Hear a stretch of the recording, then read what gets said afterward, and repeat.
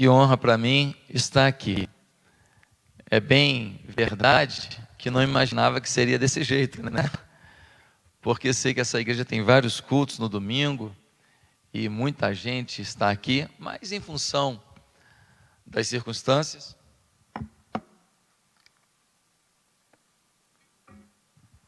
da ameaça do coronavírus, a gente está tendo um culto transmitido.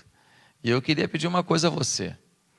Você que está aí agora, mande aí nos seus grupos de relacionamento, fale para todo mundo, olha, se conecte agora no canal da MCI, porque está tendo um culto muito abençoado. Eu fui muito abençoado pelo louvor aqui hoje. Deus continue abençoando a equipe de louvor dessa igreja, porque foi um tempo de toque do Espírito Santo na minha vida. E eu gostaria de incentivar você. Manda aí nos seus grupinhos de WhatsApp, olha, conecta agora, não perde não. Liga para os irmãos, para que todos estejam conectados. O pastor Cídio é uma referência na Europa e também fora da Europa, e eu estou muito honrado, pastor. Muito obrigado pelo privilégio de estar no púlpito da sua igreja. Eu sei que é um púlpito muito zeloso, de muito capricho, e estar aqui me provoca gratidão e temor. Então, que Deus possa me utilizar mais uma vez, porque essa igreja merece o melhor, porque é isso que o irmão tem dado a essa igreja. Quero mandar um abraço para todos os brasileiros e portugueses, angolanos e todos que compõem essa família aqui, que estão ao alcance da minha voz agora. Obrigado ao Jonathan Vieira, que tem feito tantos eventos aqui em Portugal, com cantores, pregadores, e que fez esses contatos para me ajudar a estar aqui. Obrigado, Jonatas, que Deus te abençoe muito. Bem, eu queria ler um texto bíblico muito conhecido e de muito valor para o nosso entendimento do que trarei ao seu coração nesta manhã. Por isso, gostaria de convidar a todos que abrissem suas Bíblias em Atos capítulo 16, no verso 6. Você que está em casa, abra sua Bíblia. Se comporte aí como se estivesse aqui no culto. Abra sua Bíblia e leia comigo Atos 16, versículo 6.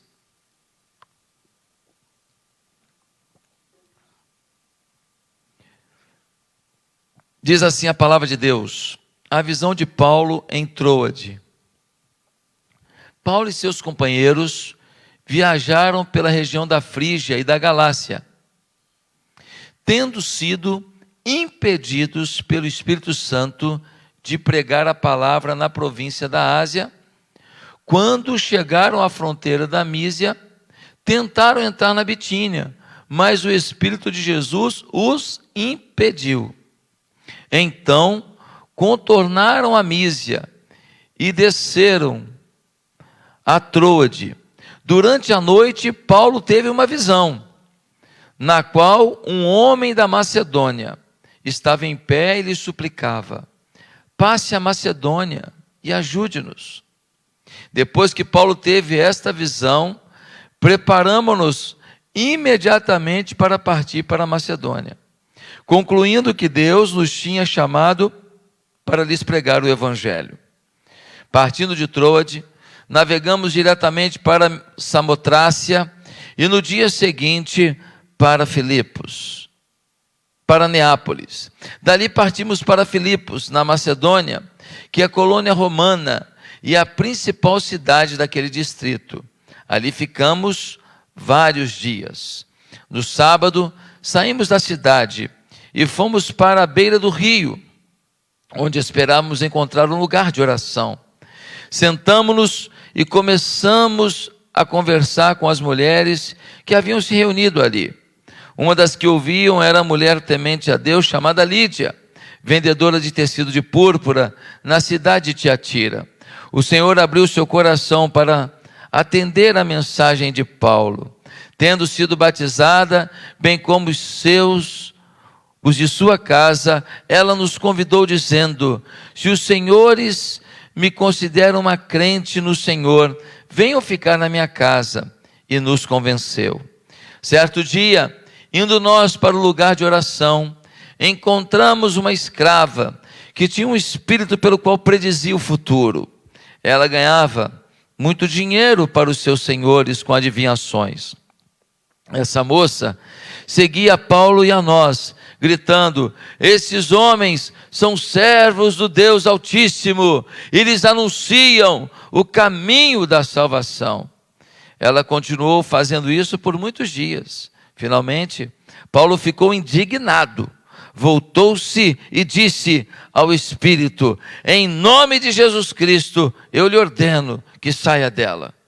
No mesmo instante, o Espírito a deixou. Percebendo que a sua esperança de lucro tinha se acabado, os donos da escrava agarraram Paulo e Silas e os arrastaram para a praça principal, diante das autoridades, e levando-os aos magistrados, disseram: estes homens são judeus e estão perturbando a nossa cidade, propagando costumes que a nós romanos não é permitido aceitar nem praticar. A multidão ajuntou-se contra Paulo e Silas, e os magistrados ordenaram que se lhes tirassem as roupas e fossem açoitados. Depois de serem severamente açoitados, foram lançados na prisão. O carcereiro recebeu instrução para vigiá-los com cuidado. Meus queridos irmãos, meus queridos amigos, esse texto nos provoca de forma muito forte, porque a grande pergunta que esse texto nos traz é: qual é o nosso nível de espiritualidade? Qual é o seu nível de espiritualidade?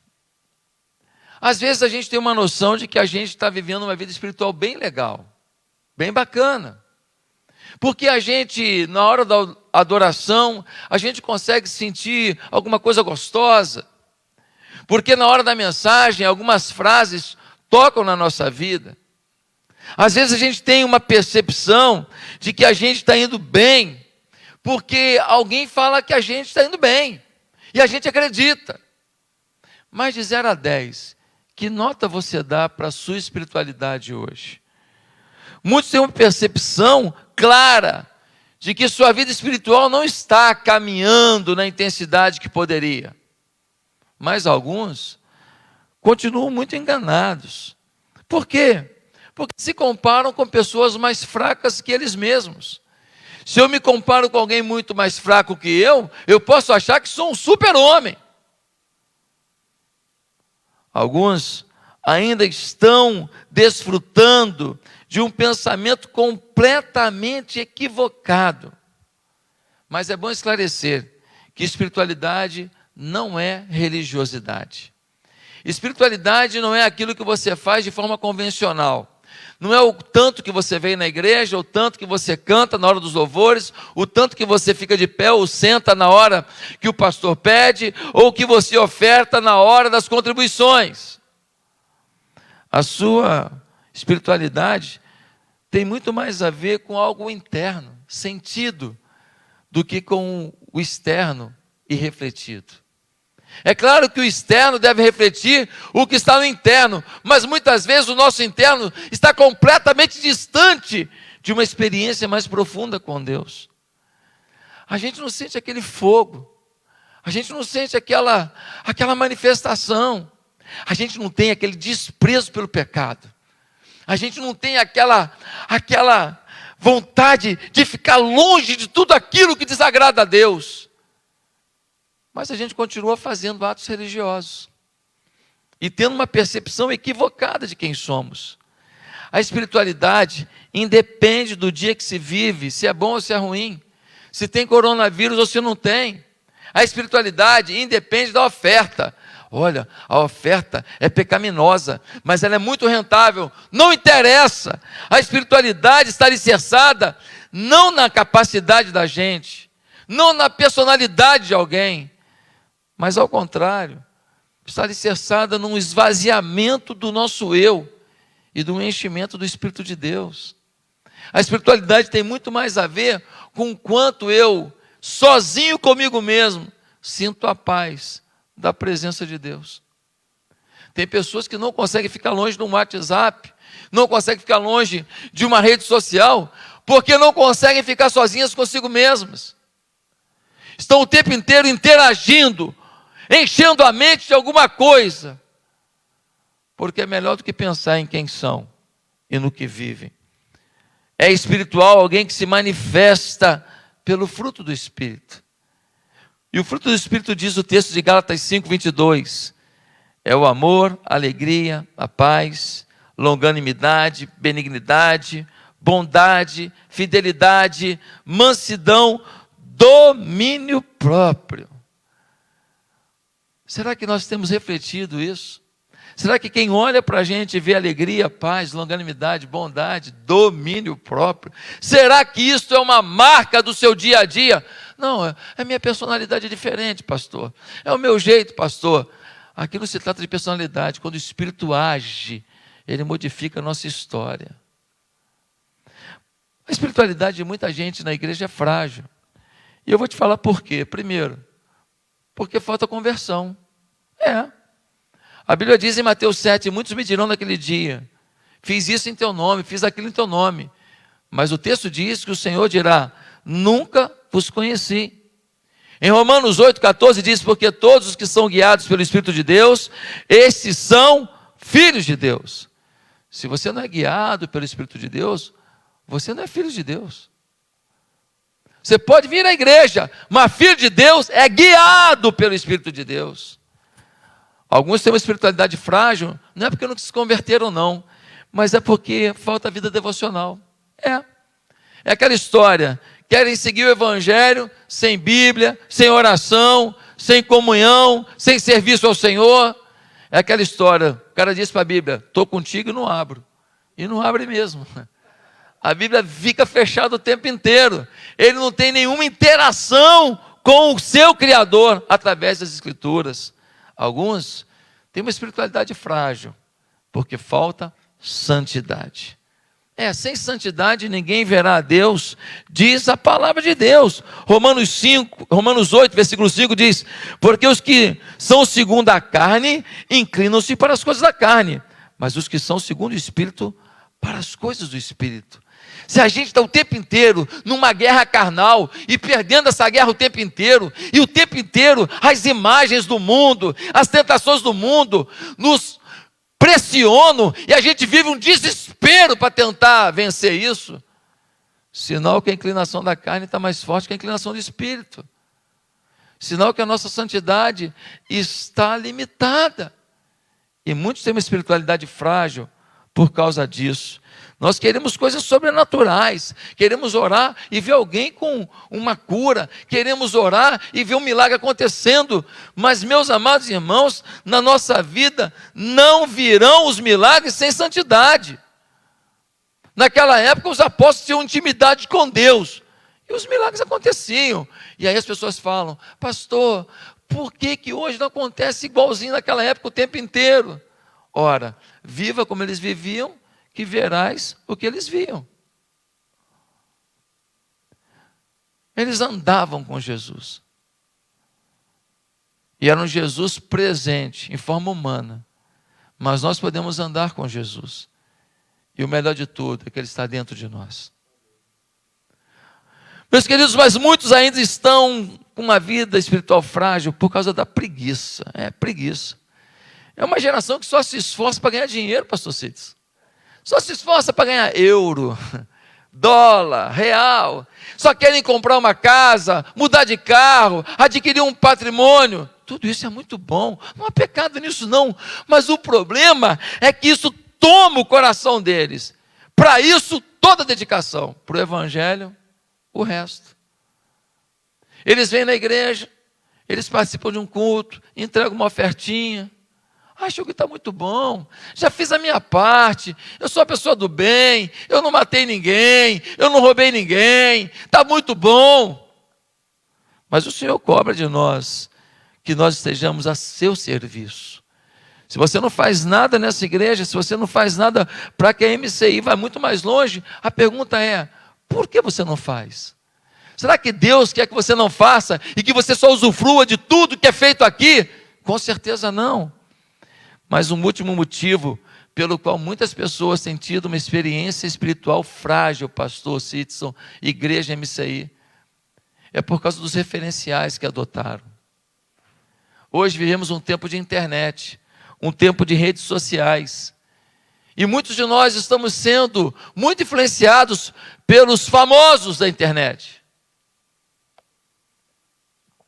Gente que fala bem, gente que canta bem, gente que é blogueiro bom. Mas a pergunta é: você conhece essa pessoa? O que o pastor dessa pessoa diria dela? Qual é a lealdade que esse famoso das redes sociais, esse que você assiste tudo quanto é vídeo que ele faz, qual é a lealdade que ele tem à sua igreja local? Qual é a sinceridade que ele traz no coração? Às vezes, ouvimos muita água com açúcar na internet e balizamos a nossa vida por um discurso de um evangelho muito light, porque não queremos ouvir o discurso, muitas vezes provocativo, do púlpito daquele que realmente são nossos líderes espirituais. Meus amados irmãos, uma pergunta interessante é: será que você tem uma vida espiritual precária por causa de um desses motivos? Hoje, eu quero perguntar para você: você quer realmente mudar isso? Você quer ter uma espiritualidade ideal?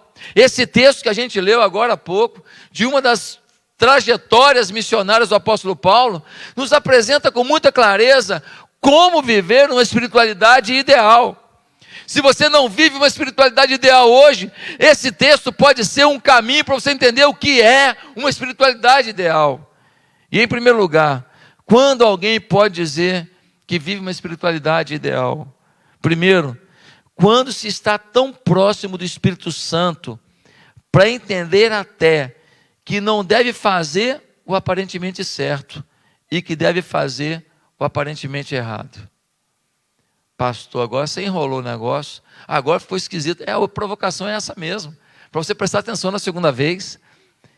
Quando temos uma espiritualidade ideal, quando se está tão próximo do Espírito Santo para entender até que não se deve fazer o que aparentemente é certo e que se deve fazer o que aparentemente ainda é errado. Como assim, pastor? Pois é, eu vou explicar. A espiritualidade de alguém que está vivendo uma espiritualidade ideal é tão forte que você sabe até a hora de um certo não ser feito agora e um errado não consertar agora. Você sabe a hora certa do certo e a hora certa de consertar o errado. A profundidade, o detalhamento do Espírito é muito profundo. Pastor, ainda não entendi. Vamos para o texto.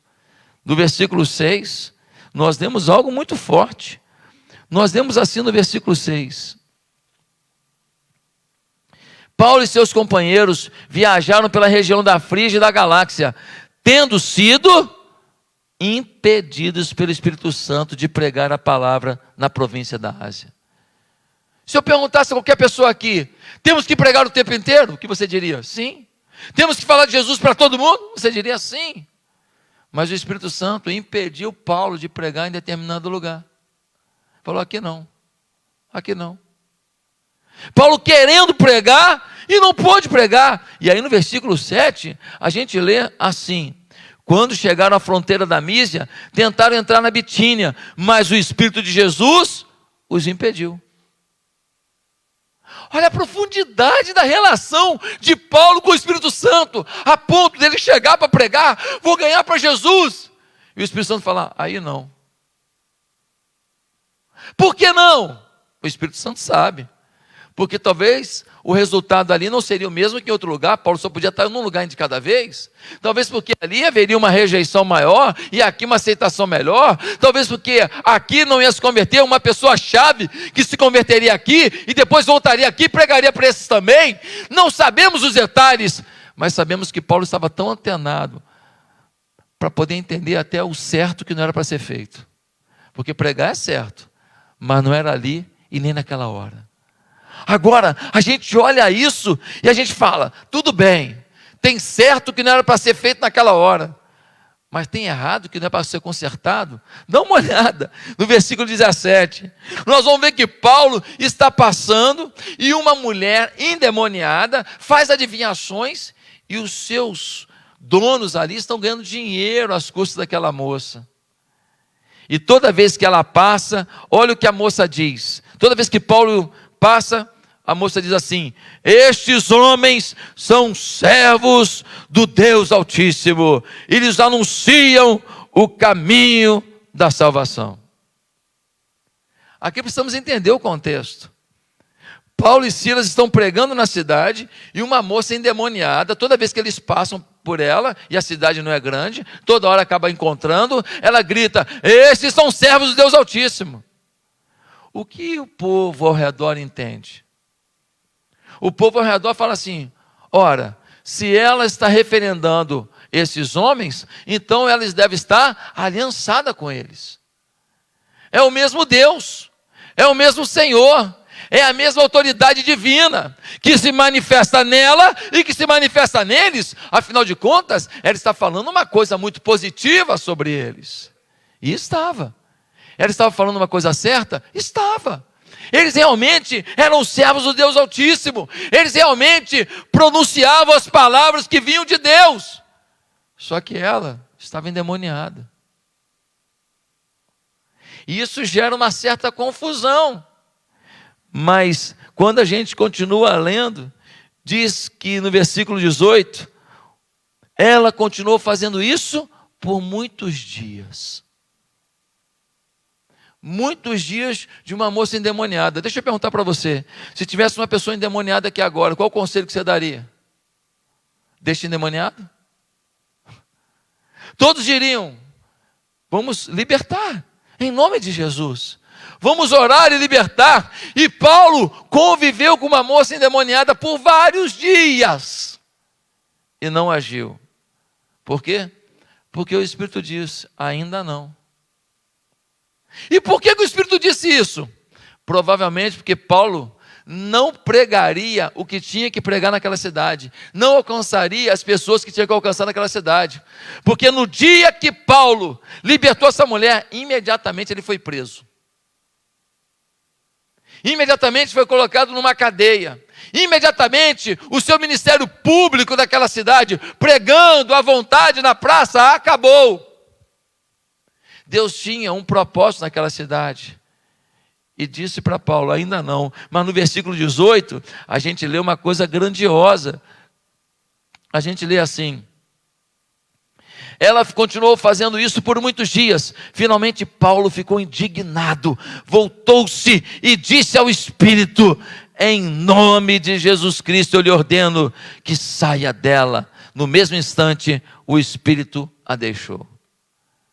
Finalmente, depois de vários dias o Espírito falou: Paulo, chega.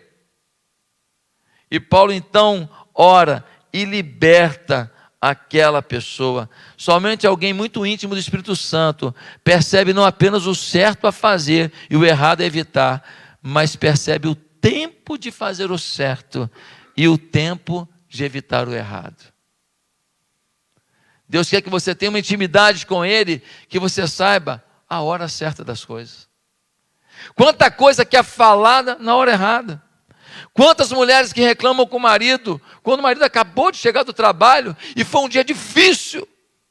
Quantas vezes o esposo reclama com a esposa, quando chega em casa, já chega reclamando, sem saber a notícia que ela teve da família dela, e que foi muito triste para ela naquele dia. Quantas pessoas que reclamam com o patrão querendo um aumento, no pior mês de desempenho dele na empresa. Quantas pessoas que não entendem a hora de falar as coisas. Pode criticar alguma coisa na igreja, pastor? Pode. Desde que critique para cima. Fale com o seu líder: olha, líder, poderíamos melhorar isso aqui, com muito carinho, com muito respeito. Será que isso pode? Será que não seria melhor? E não para o lado, não para baixo, para seus liderados, explodindo um pensamento negativo sobre a igreja. A gente precisa fazer o certo, no tempo certo, do jeito certo. A pessoa que sai da igreja por conta de uma crítica que ouviu às vezes de alguém que falou na hora errada, do jeito errado, essa pessoa sai da igreja, aí o outro fala assim: mas ele saiu da nossa igreja, mas ele está em outra igreja, graças a Deus. Ele está em outra igreja, mas ele está ferido em outra igreja. Porque se ele saiu daqui ferido, lá ferido está. E não vai ser bom para ele. Meus amados irmãos, nós temos que ouvir a voz do Espírito para saber a hora das coisas. Em segundo lugar, se nós queremos saber o que é uma espiritualidade ideal, é quando a pessoa tem uma visão espiritual a seguir. É quando a pessoa tem uma visão espiritual a seguir. A pergunta que eu faço é: qual é a visão espiritual para a sua vida? O que Deus espera de você nesse mundo? Aonde Deus te quer? Não, eu trabalho um negócio, eu faço outro, eu ganho dinheiro, eu sou empresário aqui, eu montei um negócio, eu trabalho de Uber. Qual é a visão de Deus para a sua vida? O que Deus espera de você? Por que você está congregando nessa igreja? Aonde Deus quer te levar? Pastor, por que você diz isso? Ah, porque Paulo sabia para onde não ir. Ele foi proibido de pregar aqui, pregar ali. Mas para onde ir, afinal? Já que Deus proibiu que ele pregasse em alguns lugares. Aí, no versículo 9, nós temos uma palavra tão interessante. Durante a noite, Paulo teve uma visão, na qual um homem da Macedônia estava em pé e lhe suplicava: passe a Macedônia e ajude-nos. Agora Paulo não sabe apenas para onde não ir, ele sabe para onde ir. Muitos de nós sabemos para onde não ir. Oh, isso não é para mim, isso eu não quero. Mas às vezes a gente não entende claramente o que Deus realmente tem de projeto de vida para a gente. Se sua vida para nos planos intelectuais, empresariais, nos planos financeiros, nos planos de uma obra social, de concluir um curso, mas não alinha isso com uma visão de Deus, você não estará usando todo o seu potencial dado por Deus e não receberá tudo o que Deus preparou para a sua vida. Você só vai usufruir de tudo que Deus tem de potencial se você estiver no centro da vontade dEle. Não que Ele não te abençoe numa coisa que você faz, não que Ele não seja contigo em alguma coisa que você realiza, mas a totalidade de Deus está na totalidade da vontade dEle. Quem compreende isso? É claro, você tem um filho que ele é complicado, mas você não deixa de dar comida, não deixa de dar um remédio, é seu filho. Agora aquele filho que é obediente, que tudo faz, você quer agradá-lo mais e mais. Por quê? Porque ele está no centro de um propósito, no centro de uma atitude, no centro de uma postura. Ah, queridos, temos que começar a aprender a buscar a visão de Deus para as nossas vidas. Eu era analista de sistemas, eu era consultor, eu trabalhava numa grande empresa, ganhava bem. Mas Deus me queria no ministério. E chegou um momento em que eu tive a certeza de que eu não seria feliz fazendo mais nada na minha vida que não fosse ser pastor. Eu poderia ganhar 10 vezes mais, 20 vezes mais, 1 milhão de vezes mais. Realizado eu não estaria. Eu até tinha um plano para Deus. Um plano em que eu seria um empresário próspero e eu bancaria a obra missionária, mas sem me envolver diretamente com ela. Mas não era o plano de Deus. E foi quando eu tive que fazer uma opção. E eu fui para o seminário, continuei trabalhando como analista de sistemas, depois fui para um banco de investimentos, trabalhando como coordenador da área financeira daquele banco, e eu fui trabalhando, e aí acabou o seminário. E recebi um convite para ir para o interior de Minas Gerais, Ipatinga, deixar o meu local de trabalho, deixar minha família, deixar os meus amigos, deixar o meu apartamento próprio e ir tentar uma nova vida no novo local. E eu fui para lá e cheguei lá e vou te falar uma coisa, que felicidade. Fui para ganhar 1/3 do que eu ganhava. Fui para ficar longe de todo mundo que eu amava. Mas como Deus me abençoou, como me deu amigos, como me deu alegria, como eu me encaixei naquele lugar, como eu me senti útil naquele lugar, como a paz do Senhor tomava meu coração. Por quê? Porque não era no recurso financeiro, não era na oportunidade empresarial que estava a minha alegria, era no centro da vontade de Deus. Deus tem uma visão para você, você tem que acreditar em você. Depois Deus me tira de Ipatinga, quando a igreja cresceu, nós já estávamos com bastante gente frequentando a igreja, uma igreja lotada no domingo à noite, quando a gente estava já caminhando assim, dentro de um reconhecimento da cidade. Aí Deus me tira, me leva para ir para o Rio de Janeiro, para uma igreja de 27 pessoas, numa escola municipal, um lugar sujo, tudo fedorento, desenhos nas paredes, palavrão escrito nas paredes, coisas absurdas, e ali a gente fazendo um culto para 30 pessoas. Foi esse o iniciozinho. Teve um dia que deu uma chuva, tinha 15 pessoas no culto, 15 pessoas, e a gente naquela escola municipal, mas estava onde? No centro da vontade de Deus. Quando Deus tem uma visão, não olhe as dificuldades, nem os pequenos começos. Acredite na grandiosidade do teu Deus, porque o teu Deus é grande. O teu Deus é grande. Hoje é fácil alguém falar: Deus abençoou o pastor Josué, Deus abençoou a Igreja Batista Atitude. Hoje é fácil, com 13.500 membros. Hoje é fácil, com 15 igrejas se espalhando. Hoje é fácil, com um canal de televisão. Hoje é fácil, mas eu sabia que Deus tinha uma visão comigo. E foi nessa visão que eu me segurei, porque não foi fácil. Foi nessa visão que eu me apoiei, porque teve lágrima no caminho. Foi nessa visão que eu me ancorei, porque não foi tão simples entender o que Deus estava fazendo. Meus amados irmãos, cada um de nós precisa viver uma loucura com Deus, porque a visão de Deus sempre será maior que você. Em terceiro lugar, quando estamos vivendo uma espiritualidade ideal, quando a pessoa está disposta a obedecer uma visão espiritual. Não adianta você receber uma visão espiritual, tem que obedecer. O Paulo ouviu, vai para Macedônia. Agora olha o versículo 10, o que está escrito, diz assim: depois que Paulo teve essa visão, preparamos-nos imediatamente para partir para a Macedônia. Nós somos imediatamente, nós vamos agora, foi o que Paulo disse.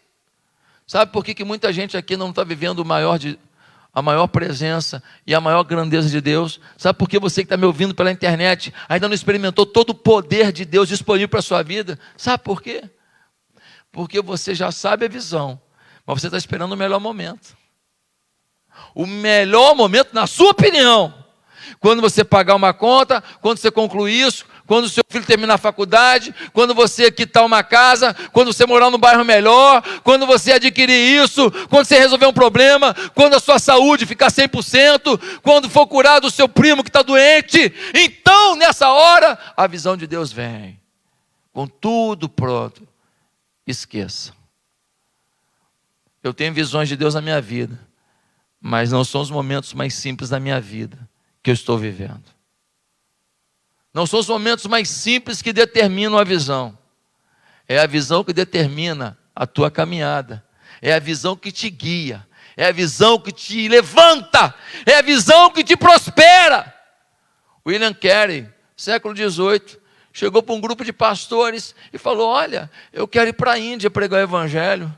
Eu botei um mapinha da Índia, escrevi várias observações sobre a fauna, sobre a flora, sobre a população, naquele mapa, e quando eu estou consertando meus sapatos, eu olho para aquilo e eu fico pedindo a Deus: Deus, me dá a bênção de salvar a Índia, de levar a Índia para Jesus. Sabe o que o líder dos pastores disse para ele? Ei, William Carey, cala a sua boca. Se Deus quiser salvar a Índia, Ele faz sem você e sem mim. William Carey saiu quietinho, foi para sua casa, continuou trabalhando, orando, vendeu tudo que tinha, pegou a sua família e foi para a Índia. Chegou na Índia, primeiro ano, imagina, o homem foi na mão de Deus, primeiro ano dele, quantas conversões? Nenhuma. Pastor Cícero, eu acho que eu volto para casa. Fala, eu errei, eu entendi errado, não era Deus. Deus não podia ter me trazido para cá para ninguém se converter. Ele lá começou a traduzir textos da Bíblia para mais de 30 idiomas e dialetos. Ele era um autodidata. E ele foi traduzindo aquilo. E as pessoas começaram a saber da sua história. Conversões mesmo na Índia, poucas. Mas ele ali traduzindo as escrituras e vivendo o evangelho. O filho dele morre. Hora de voltar, sim ou não? Qualquer um de nós voltaria. O filho morreu. Eu vim para cá, para esse lugar terrível. Não tem estrutura sanitária nenhuma. Meu filho morre. Ele ficou.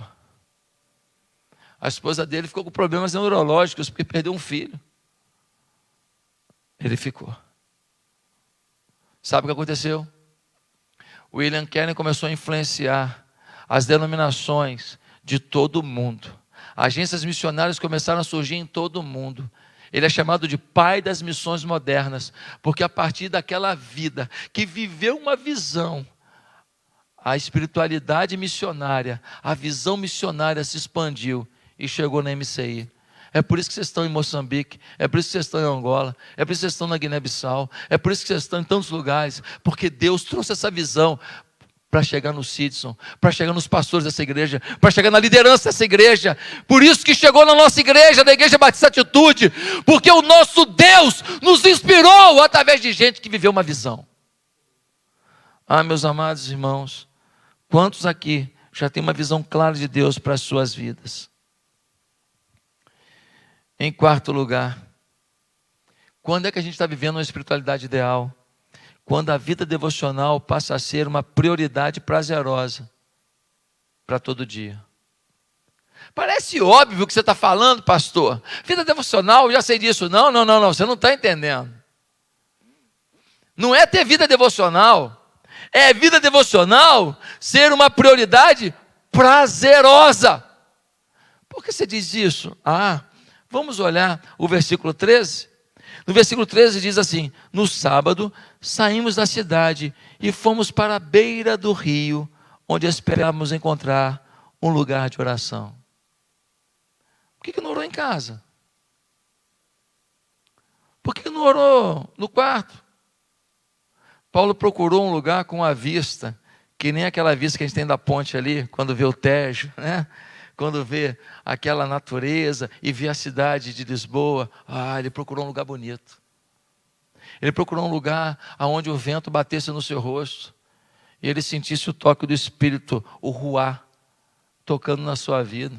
Ele procurou um lugar onde ele pudesse ver mata, água, mar, algum lugar bonito, agradável, onde ele pudesse refletir sobre a criatividade e a grandeza desse Deus.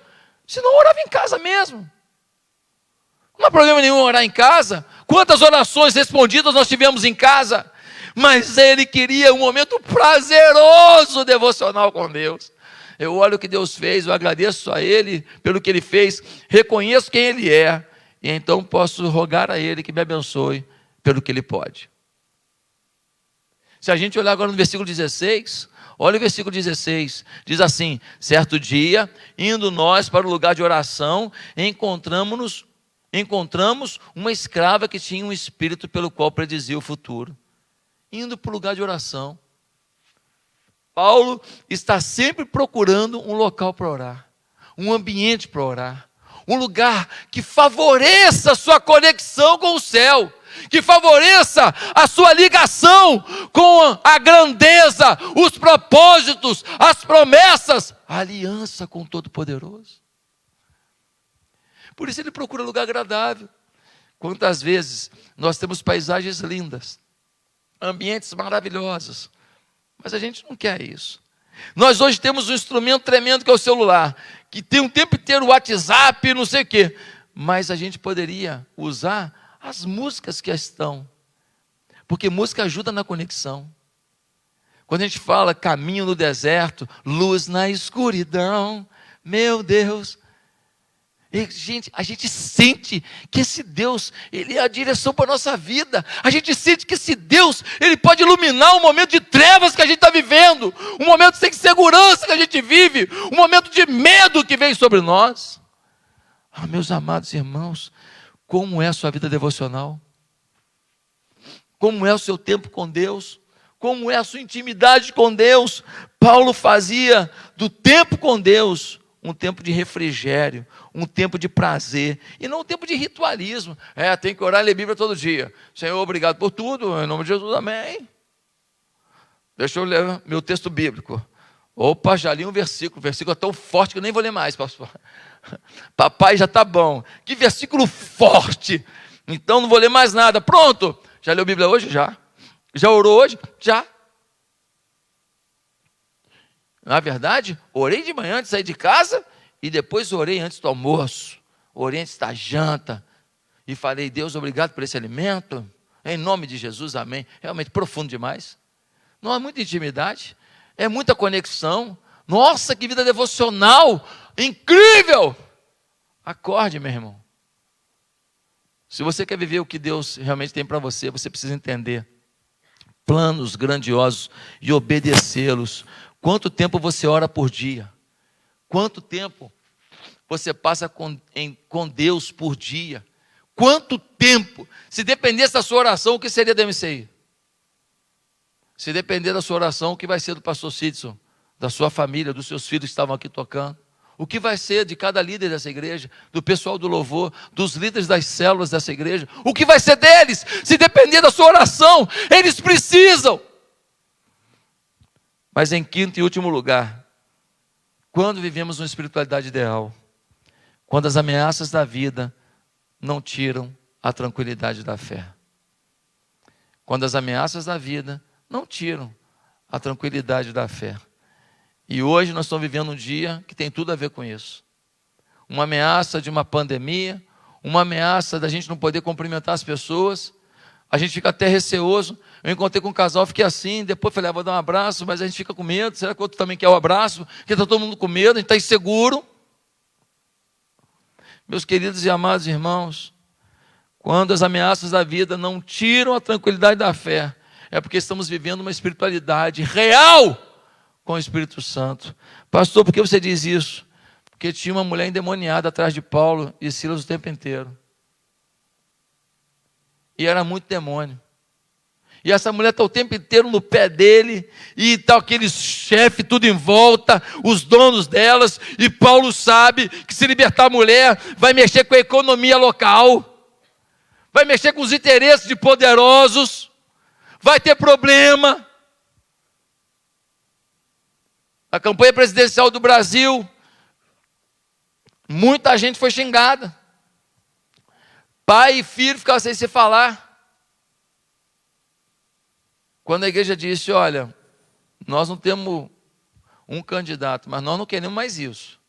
Nós não queremos mais ideologia de gênero, nós não queremos mais aborto, nós não queremos mais um monte de coisa feia, contrária ao Espírito Santo de Deus, e que está sendo apregoada com dinheiro público. Isso chega. Foi muito mal-estar, foi muita confusão. Tem que pagar um preço, tem que aceitar ser xingado, porque vão xingar, mas se você tem convicção, se você está nos planos de Deus, você não vai temer. A tranquilidade virá sobre a sua vida. Alguém disse que cristão é igual a saquinho de chá.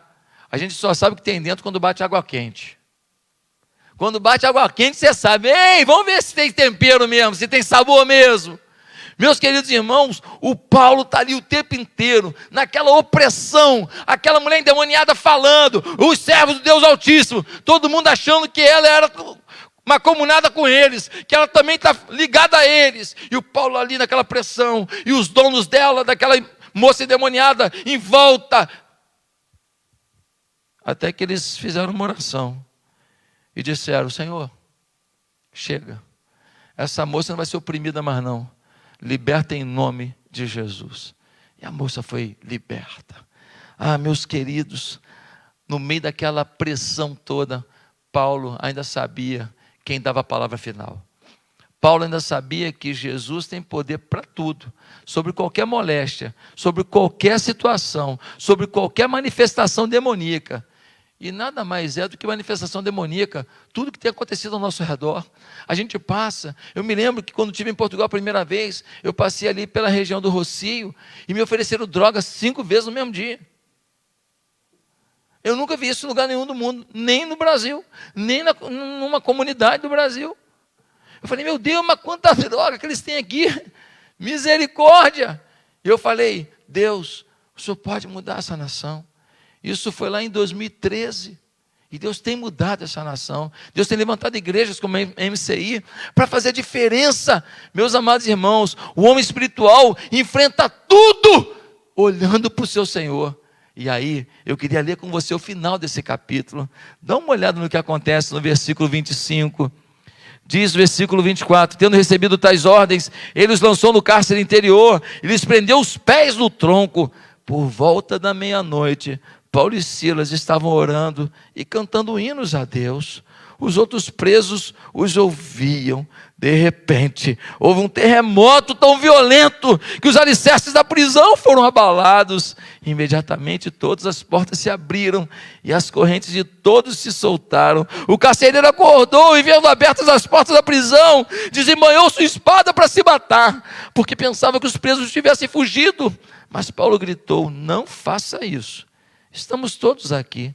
O carcereiro pediu luz, entrou correndo e trêmulo prostrou-se diante de Paulo e Silas. Então levou-os para fora e perguntou: senhores, que devo fazer para ser salvo? Eles responderam: creia no Senhor Jesus Cristo e serão salvos, você e os da sua casa. Quando a gente tem uma espiritualidade ideal, diante das lutas, pressões, angústias, ameaças da vida, a gente não tem outro caminho a não ser adorar e orar.